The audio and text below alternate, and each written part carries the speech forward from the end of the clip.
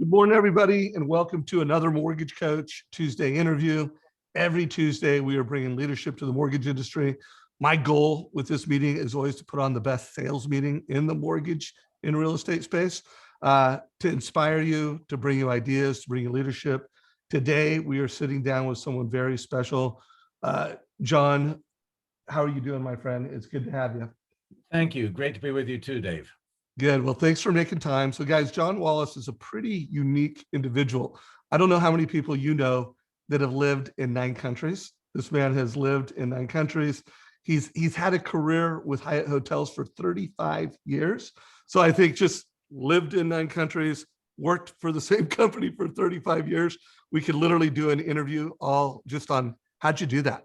And what are the stories from that? But we're going to focus on culture building, leadership. For 6 of the years, he was the chief marketing officer of the entire global platform. The last 2 years, he still reported to the CEO, and he was in charge of strategic initiatives.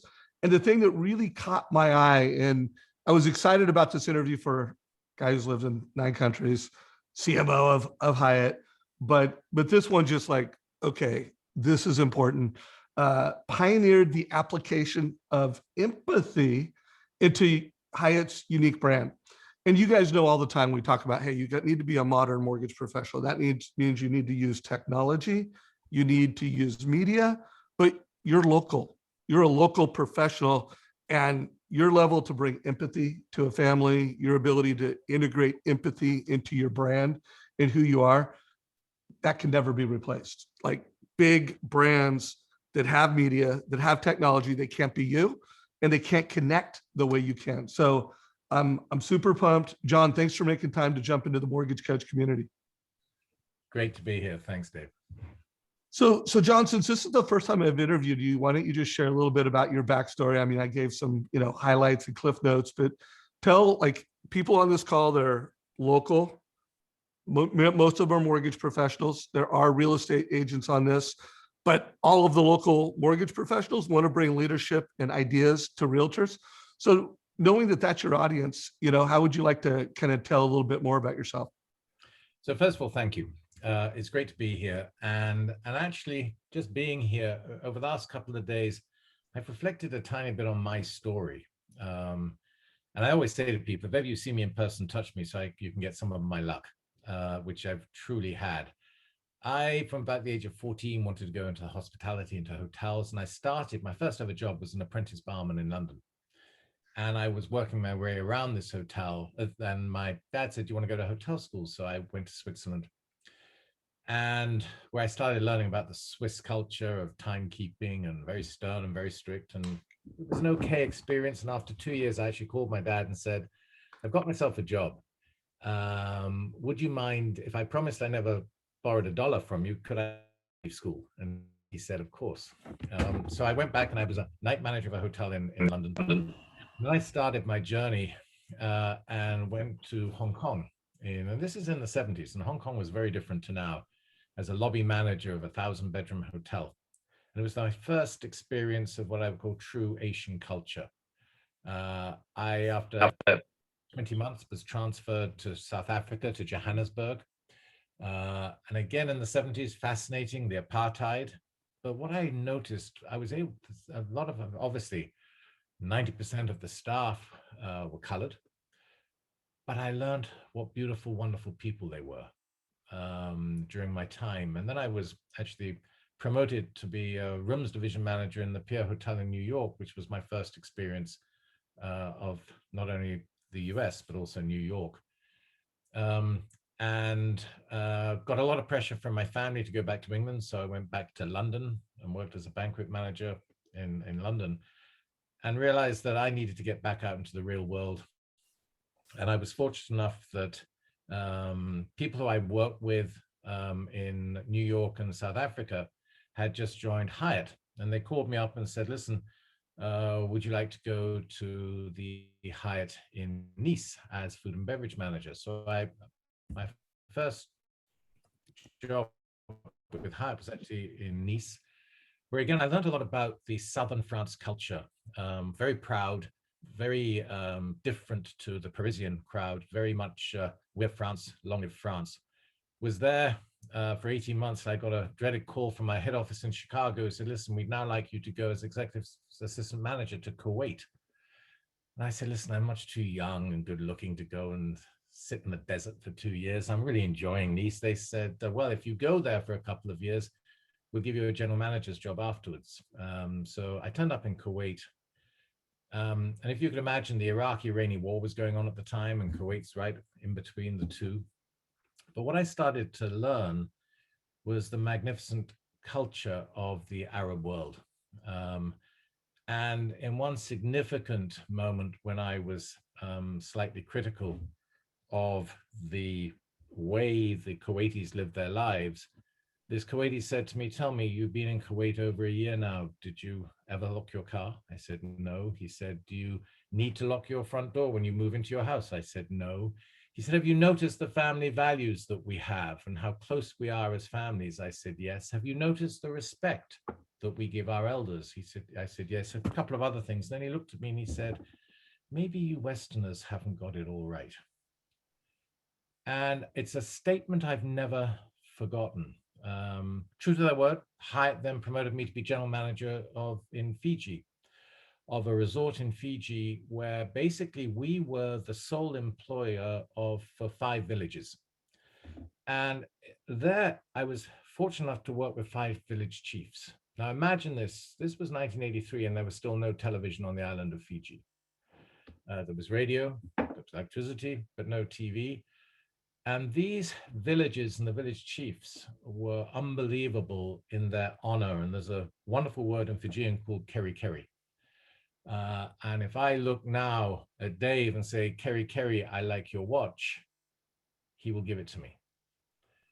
Conversely, that also means that he can come back and ask for something of mine. And to put a reality is that we needed to put some gravel into our driveway at the hotel. I went to a village and asked if we could take some gravel from their village and put it into the driveway. They said yes. When I went back to say thank you and present a whale's tooth, which is the way you say thank you, the village chief looked at me and said, would Hyatt please build a fence around my village? And of course we did. Tremendous understanding of again, different culture. And I was then transferred to run the Hyatt in Sydney. And I had a great time. Sydney is California without the BS, and very straight talking, very honest people, great time, until I got a call again from Chicago. Would I go back to the Middle East and be the regional director for the Middle East and India based in Dubai? And at the time, Dubai had 4 hotels: the Hyatt, the Sheraton, the Hilton, and a hotel called the Jebel Ali. And, you know, it was working with the locals that we prospered. And again, I was fortunate enough to have a couple of wonderful sage people, a man called Abdul Kafur al-Hashimi and Abdulaziz al-Banai, who are still friends 35 years later, who taught me even more about the Arab culture. And we were successful, I think, as a hotel, as much because we really did understand them. And to give you a little example, they are soccer fanatics. So I used to always look at all the local soccer results. And in my Rolodex, behind every single person I would go and see, I always made sure I knew what their favorite soccer team was. So when we walked in, it was a natural thing to start talking about their soccer. I then got another dreaded call from Chicago who said, listen, would you please come now to the head office? You've been out in the field long enough. And so I went and was the vice president of sales and marketing for Hyatt International, which was all the hotels outside the US. And there again, I learned how to work in cultures like Japan, which are very different to even Singapore, which are very different to the Middle East, very different to Europe, and even more different to Latin America. And I would say to you, if I summarize everything about as I was going around, what I truly learned was that everybody's culture was unique and had elements that I just loved and wish I had. And I never brought my world into them. I allowed myself to become embraced in their world. And I think that's part of the reasons I thought back over the last 2 days about why I've and how I've lived my life. I think it truly is the fact that I've embraced everybody's culture for who they are and enjoyed. My natural curiosity has allowed me to really enjoy meeting so many different diverse people. And I think even today, as I continue working, it's something which I hold very dear in everything that I do. In Chicago, did a couple of internal jobs and then became CMO for 6 years, which again, looking at the world, you advertise very differently in Hong Kong to Tokyo, to the US, to Great Britain. So tremendous learning experiences throughout. And truly blessed to have worked for an incredible family for 35 years. And it was the family of Hyatt. What an amazing experience in life you've had. I just cannot imagine. And I know when we had our prep call, I took notes, and the thing that just came out is just your natural curiosity for people, your humbleness. Like, while you have your own opinions and your own thoughts, you were just curious to get to know folks. And then it really seemed like you built a lot of different cultures within cultures. Like, you have this global culture and brand, and then you're coming into these different countries, and you had to, I don't know, collaborate to create a different culture. So I wanted to spend the first half of this call just kind of unpacking who you are, where you've come from, and really the second half of the call, okay, what does that mean to a loan officer? What does that mean to a mortgage company? But share a few more things that you think would just be lessons learned. Like, okay, you had all these experience. What were the foundational lessons learned? So a couple of things. I'll give you an example. When the Japanese golfer won the Masters in April, that evening I was on the phone to 3 friends, Japanese friends, congratulating them, because I just know how proud they are. And listening to their voices. Do you know the whole of Japan woke up at 3 a.m. to watch this happen? Next week is Eid, which is the most celebrating holiday after Ramadan in the Middle East. Colleagues in the Middle East will have spent a month fasting for the Ramadan festivities, and Eid is when they celebrate. And I will be calling all of them to celebrate Eid Mubarak with them.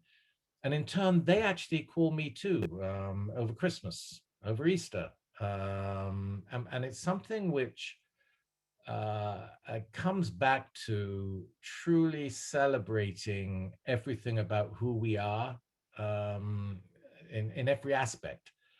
And the way I look at it, it's every single one of our customers is unique. And it's up to find out what is that little piece of them that we'd love to have, and to celebrate that, so that they themselves don't look at us as a fair weather friend, but as somebody who's genuinely interested in them and themselves. I get great delight in understanding families. Just like Dave, how's your son doing in lacrosse? Has he started yet? Right? Uh, Yeah.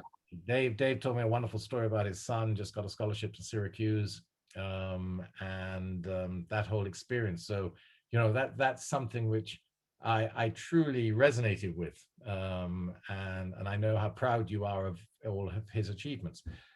But I use that as a small example of actually really getting to know people for who they are, what they are, and what makes them proud.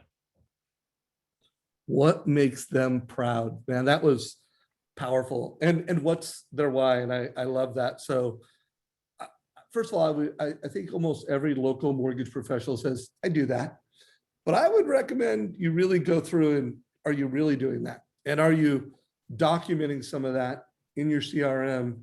Because, if you've got hundreds, and many of you have thousands of past customers, if you're not remembering that at scale, and then connecting in a heartfelt way. And it's hard, that balance of doing it at scale, but yet doing it one-on-one? And I'd just be curious because, most of the people in our audience are having to manage, I don't know, hundreds to a couple thousand. And you were doing this at scale of, millions of customers. So talk about personalization, connection, and then some ideas to do it at scale. Anything come to mind? Yeah, you automatically go to the 80-20 rule to begin with. And that is that 20% of your customers represent 80% of your business. So do I really know who are those 20%? And do I truly focus on their needs? Because I can't look after everybody. And I've always believed that 80-20 works in virtually every single business I've ever come across. I think the second thing is choose unique moments when it's the right time to make the call. It's a bit like the example I gave of calling my friends in Tokyo after a Japanese had won the Masters for the first time. We all know that different football teams, who could I have called after the draft? Because I felt that the Chicago Bears, gosh, they did well with the quarterback they drew. Or do you know what I mean? So there's always things are happening that are the opportunity to always think, okay, I could give that person a call on that because I know it's interesting and I can have a good dialogue with them.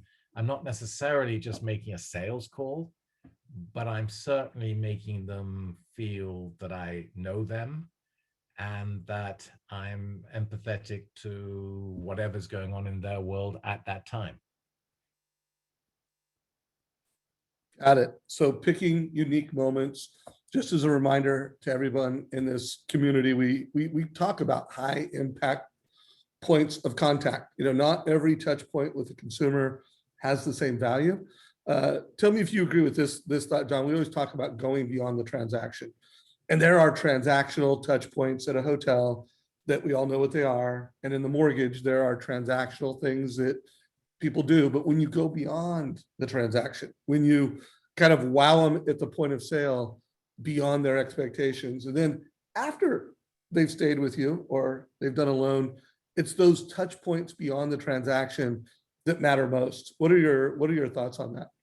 So I don't know enough about the mortgage industry, but one of the things which I again feel very strongly about, I think that corporations that create scripts and then insist that you follow scripts are doing a massive disservice to the customer experience. And in doing so, don't allow you to be yourself. And again, like I said, a great example would be in hotels. I was watching a check-in in Hong Kong, and I saw this American come up to the front desk and was checking in. I could see him getting agitated. And after the process had gone through, I went up to this lovely agent and said, "How did that go?" And she said, "It didn't go well." And I said, "Why not?" And she said, "Well, all he wanted was his room key." And I said, "So why didn't you give it to him?" She said, "Well, he might have been the mystery shopper. And if he had been the mystery shopper and I hadn't asked all these questions, my boss would have lost part of his bonus." That shook me to the core. And we came back, and within about 6 weeks at Hyatt, we'd actually stopped mystery shopping in the way it was. It didn't mean to say you stopped training. In fact, I think you had to double down on training. And it's a bit like the US Army that trains, and trains, but then you improvise during the battle. And that, in my mind now, I am so conscious when I walk in, especially to franchises, where I know this person's just following the script. They're not really listening to me, and they're not truly understanding my needs. And I type of have a wry smile on my face. Do you know what I mean? Because it's obviously the corporate philosophy, and somebody in the head office has come up with, this is what we're going to do, and this is how we're going to do it. But it doesn't work all the time. And so I passionately believe that, yes, we're trained and trained very hard, but then we're allowed to improvise, to truly listen to the customer in a very different way. So let's unpack that a little bit, because first of all, I completely 100% agree with you. But on the other side of that, one of the biggest events we do every year is called Scriptapalooza. And we, we have lots of scripts. Now I say, hey, like, look at other people's scripts. Words matter. The kind of questions you ask matter. The consistency of your process matters. But to your point, connecting with someone, asking questions, truly listening, and having a conversation matters most. So in fact, we recently did this big event called the Modern Real Estate Summit, and in one of the country's biggest agents. I mean, this guy, Ryan Serhant is his name, and he was one of our speakers. And we had asked people like, hey, do a keynote, but then we want a script. And he's like, I won't do a script. You can't call it a script. He's like, we do outlines. So he called it an outline.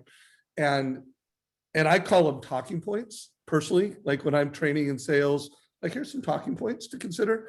I would love to know, how do you implement that at scale? Because you got to have words, you got to have scripts. But what do you call them if you don't call them scripts? I want to give people a compass, not a map. Compass. Okay. And allow people, tell everybody, this is where we want you to get to.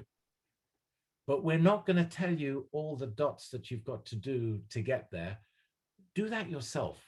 But this is the compass we're giving you. And how you get there, provided you get there. And I'm glad I started at the very beginning by saying, I'm not saying don't train. I think you can double down on the training to enable yourself to be able to be script free and get to where you've got to get to, especially in a regulated business like the mortgage industry. There's certain questions that have to be asked. There's certain policies that have to be followed. But how you get there, I think you've got to be given some freedom to achieve the ultimate goal, which is again, having a customer leave feeling really, really good about themselves. I love that. So mortgage coach community, we have another 40 minutes with John. I know I've got some questions written down that I want to ask him, but if you guys have questions, I want to make sure we get to those. So please put them in comments, whether you're in our Zoom audience or whether you're in our Facebook Live audience. I remember, guys, I'm ADD, so I'll see those comments and bring them in. But so John, we will have some questions, but I want to know, you put some thought into the mortgage space, you did some research on our space, and I know you have some messages and some stories you want to get out. What are some of the most important things you want to get out to the mortgage coach community in this call? I think, can I start by just sharing with you the journey that I went on with Hyatt? Absolutely. As we tried to bring purpose to life. And when I think about the subject of purpose connecting to people, one of the things that probably taught me the most was getting it wrong. And at Hyatt, I got it wrong first time. And this was in 2013. We were facing, our data was showing us that the customer couldn't tell the difference really between a Hyatt, a Hilton, a Marriott, a Sheraton, a Westin at that time.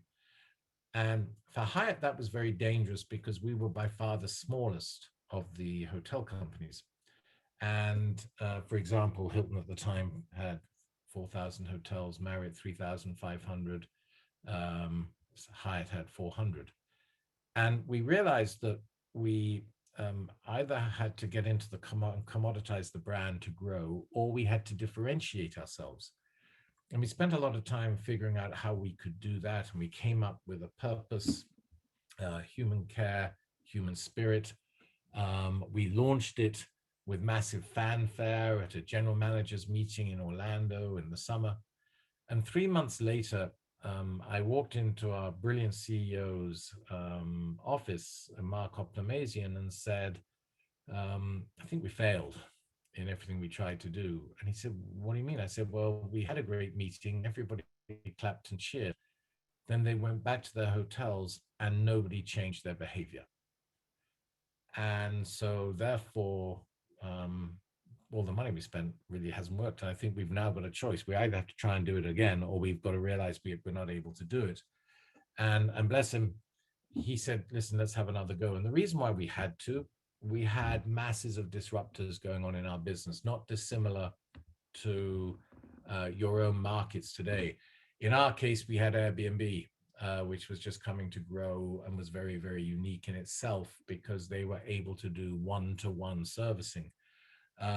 We were getting hit by Expedia, by Priceline, by hotels.com, who were really technology companies entering our space. And we were a hospitality company. And they were beginning to eat our lunch as much because they were attacking us through technology, and being able to get to the customer prior to arrival and disrupt our whole distribution channels. So we went back and did it again, and we did it very differently the second time round. What I would say to you is that the first thing we did, we created a true case for change. We showed everybody that if we stayed as we weren't going to be around potentially in 5-10 years time, because we just wouldn't have been competitive. We actually sought external help to help us bring a purpose and values to life. We introduced it in a very different manner, because the first time we did it, it was a top-down approach. It was the head office saying, this is what we think you will do. The second time was very different. We went bottom up. We started asking everybody around the world, what do you think? What do you think is great about Hyatt? What would you like to see about Hyatt? What can we do? How can we do it? So that they became invested in helping create a true purpose for the company that it could then stand for. We also started actually testing some of the ideas in hotels and learning from that, so that we were able to, instead of just communicate once, we were building momentum throughout the whole time. And to give you an example, one of the feedback we got was that there's too much work in the system. And I suddenly realized that in my tenure at Hyatt, we always sent out new policies and procedures.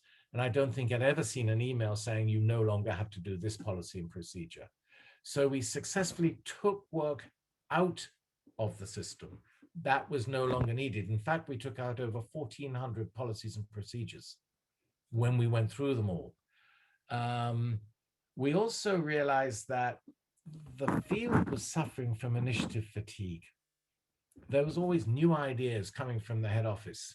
And as one general manager said, when an idea came, I just ducked, did nothing, because I knew another idea would be coming in 3 months. And this time we said, okay, we're only going to talk about purpose. We're only going to talk, and in Hyatt's case, it was we care for people so they can be their best. A lot of discussion over what did we truly mean by the word care? Because we're in a hospitality business. Surely we care. But did we really care? And we really started talking about that care comes from an authentic place of human connection. We do this by truly seeing people and getting to know them for who they are as unique individuals, and design and deliver personal experiences. That was a complete change of philosophy. And I think for me, the biggest moment, my aha moment, I'd spent my lifetime creating experiences and expected the customer, when they walked into the hotel, to enter into our world and accept them. I suddenly realized that actually every time a customer walked into a hotel, they were allowing us into their world. And we had to respond to their world, not to ours. Massive change in the way of thinking. So imagine when you're talking, or somebody comes into your office and you're talking, will you always expect that you're coming into your world? Actually, that's not the case. They are allowing you into their world. That is one, it's a great story. Two, it's a great tee up to get into some things that I think could really help mortgage professionals. And Harrison, thank you for your question. We just got a question from Harrison. He said, I would suggest in our industry, we face very much the same problems with companies like better.com offering rates that have no branch margin built in. So, lower price because of business model. How would you suggest we adopt to compete with a new paradigm? So before you answer that, John, I want to just go for a minute and bring you into the world of the loan officer. And if a realtor's watching this, kind of the same thing. These were part of my opening presentation at this Modern Real Estate Summit. And the shift that's taken place is really simple, John. It's kind of like what Airbnb is doing to hotels. It used to be, as a consumer, if you wanted to find a house, you had to go to a realtor. And the paradigm shift is now with a mobile device, the consumer has all the power. We call that the digital shift era. And in the mortgage space, and I think it's probably the same in hospitality. I'd love your opinion on this. We think it started in 2007 with the introduction of the iPhone. And this is the world we live in now, where there's a lot of different apps, a lot of different platforms for a consumer to find a home. And someday, it's going to be less apps, less logins, a more direct experience. And John, this is how it's manifesting in the marketplace. Like if you're a real estate agent, a couple of years ago, this is what it looked like. This was your competition. You had about 4 categories of competition. But then along came Disruptor Zillow. And today, this is the competitive battlefield for a real estate agent or a real estate company. There's about 10 different channels that they compete with now. And John, this has all happened like in a couple of years. Like we're not talking a decade of change. We're talking like 2, no more than 3 years of change. And then in the mortgage space, the person that just asked that question, this is what it looked like at the beginning of 2018. This was the competition. And then of course, the Rocket, they've now changed the name of the company from Quicken to Rocket Mortgage went off. And this is how many competitive channels are competing for a mortgage. So you've seen just a massive shift driven by technology. Now, John, here's call it the macro advice we're giving, and I want to get some, drill it down. I interviewed a futurist who helps a lot of retail spaces, and the retail in this acronym, I don't know if you studied this, but it's what Amazon can't do. And so if you were a specialty retailer, you've been like, how can we do what Amazon can't do? And what we say in the mortgage industry, you need to put a Z in it. You need to do what Amazon and Zillow can't do, and you need to do what they can do. And so our advice has been the agent, whether it's a mortgage professional or a real estate professional, needs to be a coach and advisor. Like that is the ultimate value prop. So first of all, any comments on some of those trends, any questions you have, and then we'll kind of get into more Q&A and tactical questions. Yeah, and if I could, I'm going to start by going back to Hyatt as an example, and then I'm going to bring it to life into your industry.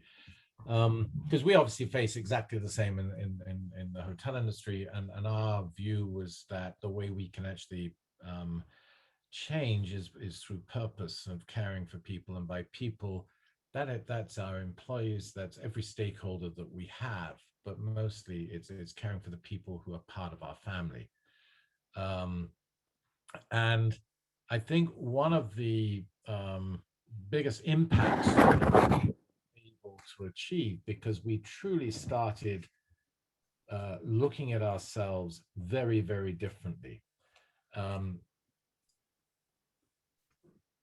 We focused on ourselves, on the people who worked at Hyatt, and then we suddenly saw over a period of years in Fortune 100's best companies to work for, you saw suddenly Hyatt go zooming up the board. I'm just going to make sure I've got the numbers right. I've actually got them right. Hyatt went from in 2015 not being present in Fortune 100, 2016 we were 78th, 2017 47th, 2018 32nd, 2019 we were 9th. The only thing that really changed in my mind was we truly started caring for people to be their best and thinking about that in many, many different ways. We also started looking at all the different work streams, because I think too often companies are coming up with a slogan and thinking that's all we need to have a purpose, without actually thinking about how are we going to go about our employee selection? How are we going to think about job design? What about even performance management? Are our training and tools correct? What are our metrics and analytics like? What are some of the rituals that we have? And going into a much deeper dive. In my own research for today, one of the things that scares me is that in 2020, Rocket was actually number 5 in Fortune 100's best place to work, and Zillow was 47th.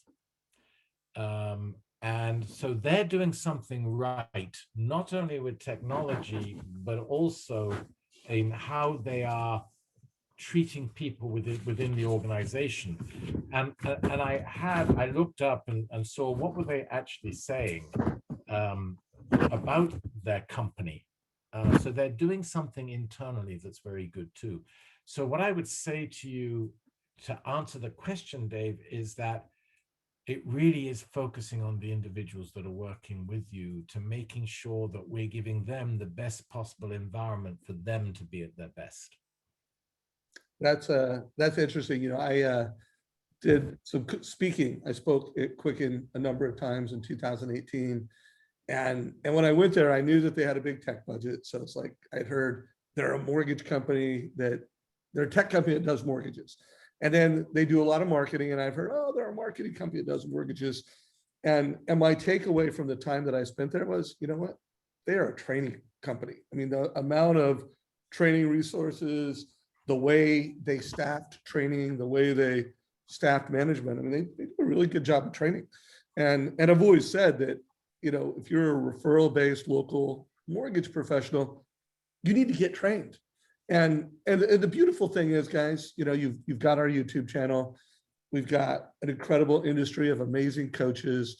The training opportunities you have are immense. But it sounds like you are going to just double down on training, loving on your people as a super important competitive differentiator. Is that fair enough to say? Absolutely. And it comes back to that horrible word empowerment, which everybody loves to use and everybody has difficulty in actually doing. How do you actually not only create an environment where people are able to grow, but also where they feel truly wanted? And I'd like to share with you, if I could, Dave, another huge part of my personal journey was the work that I did with Richard Davidson, because it's totally relevant to today. So Richard Davidson is a brilliant neuroscientist based out of the University of Wisconsin, who in 1981 was challenged by His Holiness the Dalai Lama, who said to him, all of you neuroscientists focus on anger, anxiety. None of you focus on love and compassion. Why don't you spend your career focusing on what brings love and compassion into the world as opposed to anxiety? And Richie's done that. And a study came out, actually out of Harvard, that said that 47% of our time today, we will not be focused on what we're doing. So imagine what it's like for Dave and I when we know that 47% of the time this hour, you will actually not be focusing on us. Your mind would have wandered. The challenge is we don't know which 47% it is. But bring that even deeper. Think about when you are working with colleagues, your mind is wandering 47% of the time. What would happen if we could improve that and say it's only going to wander 35% of the time? Imagine how much more empathy we would be able to have. What Ritchie has shown is the neuroplasticity of the brain. The brain is incredibly complex, but it can be changed. And it does change with the right exercises. And as he says, how often do we brush our teeth a day? Most of us 2-3 times. For how long? 2 minutes at a time. That's great. How much time do you spend on your brain? And people look in wonderment. And then I always say, well, what's more complicated, your teeth or your inside your head? But it comes back to if we're able to actually train ourselves to focus better, that would make us more empathetic to truly being able to listen to somebody's needs and take actions from it, which can be really helping. It can be saying, no, I can't help you there, but it's an action. And that in itself creates far more compassion. And Ritchie has a very simple way of actually starting this work, which is 5-3-1. 5 minutes of meditation a day, just to calm the mind. Before you go to bed, write down 3 good things that happened today. Just write them down. And 1 act of kindness that you either witnessed, you gave, you saw. That could be just opening the door for somebody. It could be paying for somebody's toll who's behind you. It could be any act of kindness that you saw, received, gave. And just by doing 5-3-1 for 45 days, the scientists have proved that you're actually changing the way your mind thinks. He has a brilliant app, Healthy Mind Innovations. And I recommend it to everybody because it's the only mindful app that's based on science and comes back to you all the time and shares with you how you're doing and how your brain is changing. But my key to it all, it helps you become more empathetic because it enables you to understand when your mind is wandering or not. I love that, man. 5-3-2-1. So I 5-3-1. Oh, I'm sorry. 5-3-1. 5-3-1. 5 minutes of meditation, 3 minutes, or 3 things at the end of the day that you did good, and 1 act of kindness. And I'm gonna crush that. I'm gonna do that for the next 30 days, for the month, and I know that's going to be awesome. I love that. Let's not forget the goal, Dave, which is how do we actually become more empathetic? Right. Because it's through empathy, and I bring that up because I believe we humans will always be more empathetic than any machine or any technology. And as we're trying to differentiate ourselves and beat the technology companies, we have to have new tools ourselves. And to have a tool that allows us to become more focused, that brings that empathy, but we then take the actions. That in my mind is one of the simplest winning strategies you could have. It's huge. And so, Harrison, there is your answer, my friend. I'm gonna take his answer, but just be a better you, grow your empathy, look for ways of growing your empathy, commit yourself to being more empathetic, asking great questions, make sure that you're writing them down. Like if the family's goal is to pay off their home, document that. If the family's goal is to buy a bigger home, document that. Things beyond the transaction. And then of course, be an advisor. Make sure that you can ask those questions and then you can deliver something where the client's enlightened. Like, oh my God, I never thought of that before. Wow, I did not realize that. Like that's the goal. You know, when you connect with someone, they learn something they didn't know, you keep all your promises in the transaction, good things happen, guys. I don't want to oversimplify it, but it is. So, hey, before we break out into Q&A, I want to make sure, folks, I met John through my buddy here that owns this company, Darren Williams, who actually helped me get the interview with Simon Sinek, Paragon Speakers.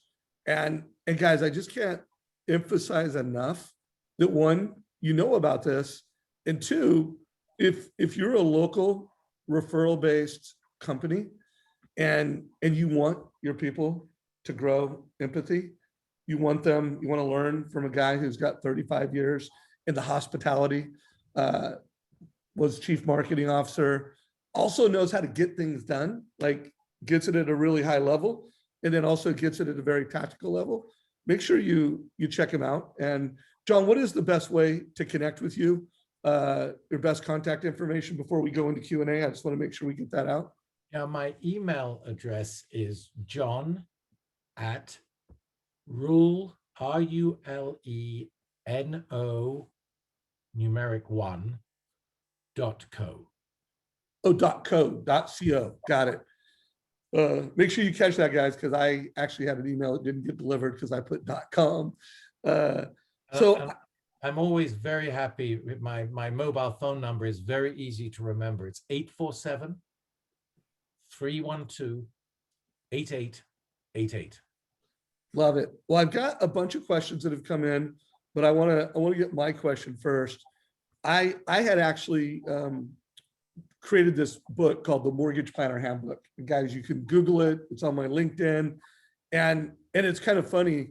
The whole thing, every chapter, it was around a compass. So like when you said compass versus map, I'm like, oh, you had me at hello. And I do agree with that concept, although I have not done as good a job as I would like at creating compasses at scale. I think at Mortgage Coach, we create a lot of scripts, talking points, templates, but I think we could do a better job of creating these compasses. So I guess my first question is, how did you guys do that? Like when you went from, okay, we have scripts and we're rewarding and recognizing people who read the script and are compliant to it versus, oh no, we need compasses. What did that look like? Like walk me through what is a compass, a perfect compass versus a script? So I don't think a compass can exist without the scripts.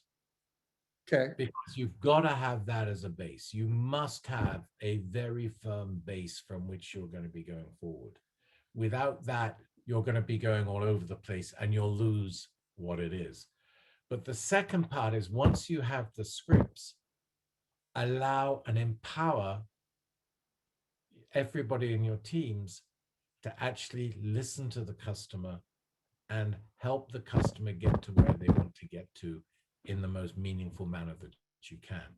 So this was in any time that we do it at rule number 1, it is never forgetting what our ultimate goal is, but giving permission to use what's right for you in the way you want to be able to sell, describe, or talk. Because if you learn a script, you're not being your good self. And rule number 1 is all about being your best self. Got it. So you've got to have scripts, but then you've got to have a compass. You've got to teach and empower, impromptu, and again, listening. And guys, I'm a big fan of the challenger sale, and the framework of the challenger sale is tailor, ask great questions and tailor, teach. You need to teach people things. And then you do need to have leadership, control the relationship and drive a process. So, I mean, I think we could spend a lot of time on that, but I want to make sure we get to some of the questions that the audience has brought in. So I've got a question on, has traditional marketing changed? I mean, you've seen 30 years of marketing. You're still an advisor, a coach, and a leader. Just the traditional marketing, has it changed? And if so, how? So I burst out in a big smile when you asked the question, because I honestly have to tell you, I am not equipped to be a CMO of a major corporation today. It's moving so fast, so different. And I think that it's a young man's game, a young woman's game of actually truly understanding all of the different methods of communicating one-on-one.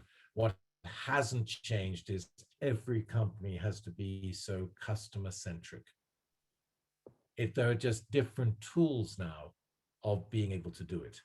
The second thing, which I think is changing very fast,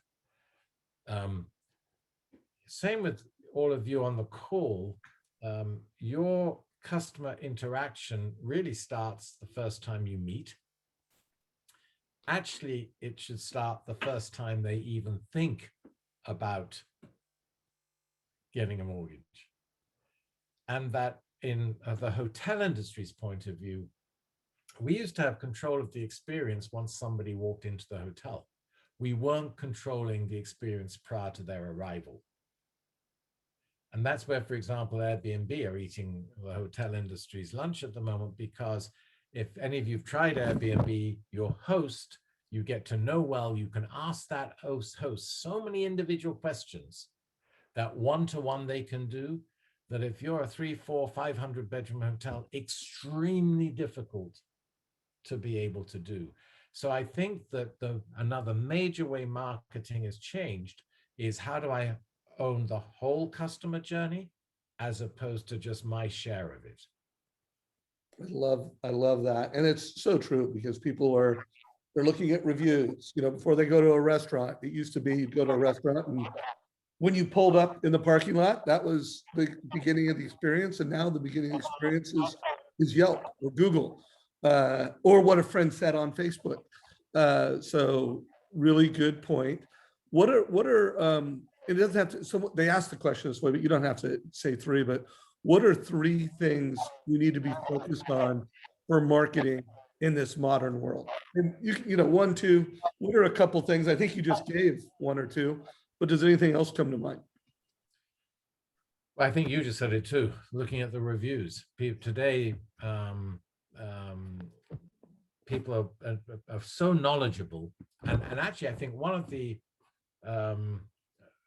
part of the results of the pandemic, people have had more time on themselves, that they're doing far more research than ever before making before buying anything. And it's so accessible. I mean, it is. How often are we at dinner with friends and somebody asks a question, and you immediately Google, what's the answer? It happened to me the other day. How many gold medals has India won at the Olympics? I don't know. So you quickly Google it. We couldn't do that before. So I think we've all become far more research oriented.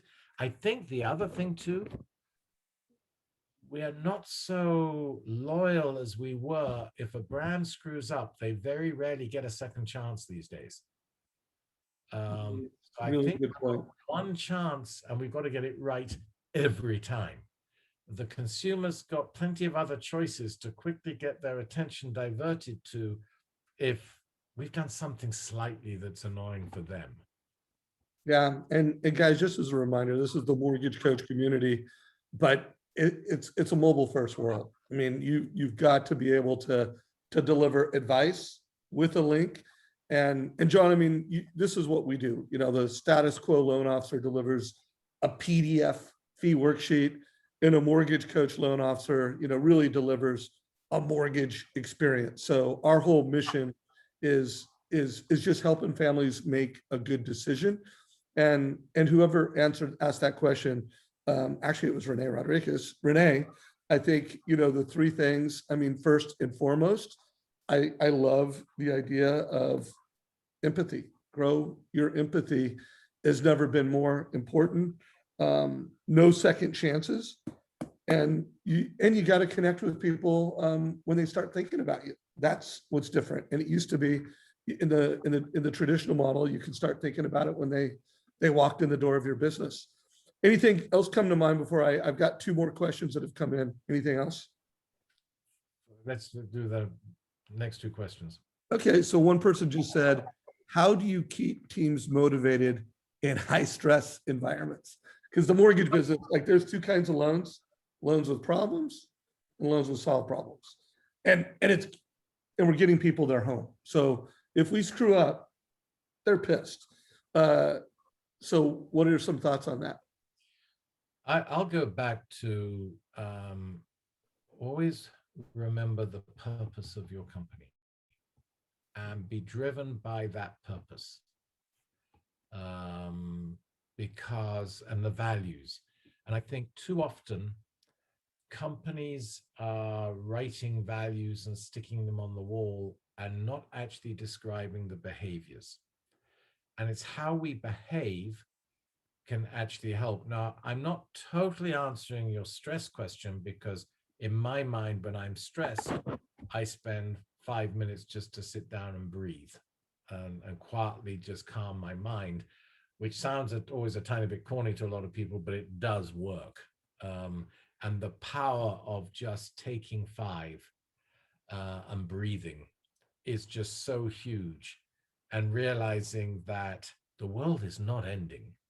I just have to find a solution that I will find. But let me just, my dad always used to make me go,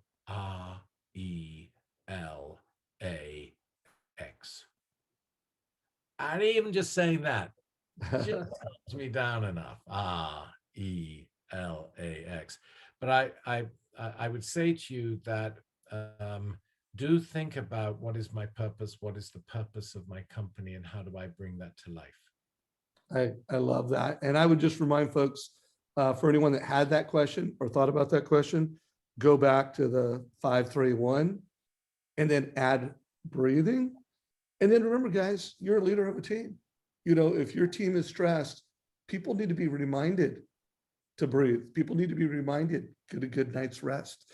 And so if you're leading a team and there's a lot of stress going on, check in with everyone. Make sure they're sleeping well. Make sure they're meditating, making sure that they're breathing, and remind them. That's what leaders do.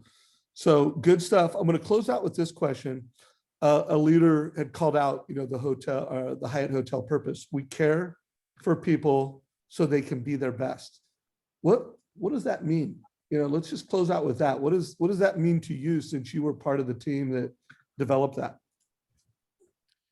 So, like I said, really doing a deep dive into what do we mean by care, um, and how that, if we truly care for somebody, we actually develop almost some love for them because we're treating them as being that very unique individual and listening to their needs and actually deliver to something that they truly need. With what do we mean by people?